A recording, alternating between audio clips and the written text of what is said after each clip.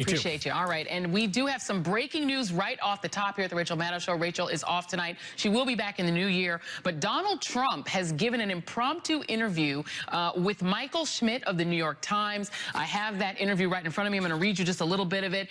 He didn't make any new news. He made some reassertions, but it's very interesting. Right off the top, it says here that Donald Trump said Thursday that he believes Robert Mueller, the special counsel in the Russia investigation, will treat him fairly, contradicting some members of his party who have waged a weeks-long campaign to try to discredit Mr. Mueller and the continuing inquiry. During an impromptu 30-minute interview with the New York Times at his golf club in West Palm Beach, the president did not demand an end to the Russia investigations swirling around his administration, but insisted 16 times that there has been no collusion discovered by the inquiry.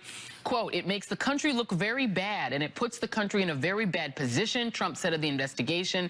So the answer, it's worked out, it's better. The sooner it's worked out, the better it is for the country. Just a little bit more. Asked whether he would order the Justice Department to reopen the investigation into Hillary Clinton's emails, Trump appeared to remain focused on the Russia investigation, and he said the following: I have the absolute right, he said, to do what I want to do with the Justice Department. He said, echoing claims by his supporters that as president, he has the power to open or end an investigation.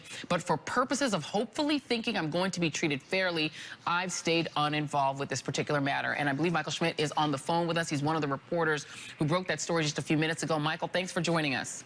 Thanks for having me. There's just a couple of interesting points just as I'm racing through this article. This seemed to be an impromptu interview. How did you guys, is this something that you formally worked out with the White House, or did you just happen to run into him on the golf course?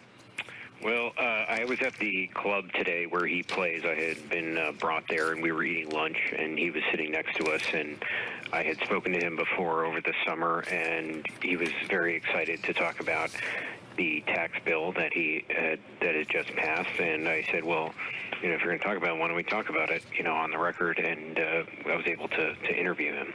And you, according to this piece that's published now in the New York Times, for those of you who are just tuning in, Trump gave the interview at the Grill Room at Trump International Golf Club after he ate lunch with his playing partners, including his son Eric and the pro golfer Jim Herman. There were no aides present for the interview. The president sat alone with the New York Times reporter at a large round table as club members chatted and ate lunch nearby. A few times, members and friends, including longtime supporter Christopher Ruddy, who's the president and chief executive of Newsmax, a conservative web and TV company, came by to speak with Trump as well. At any point, did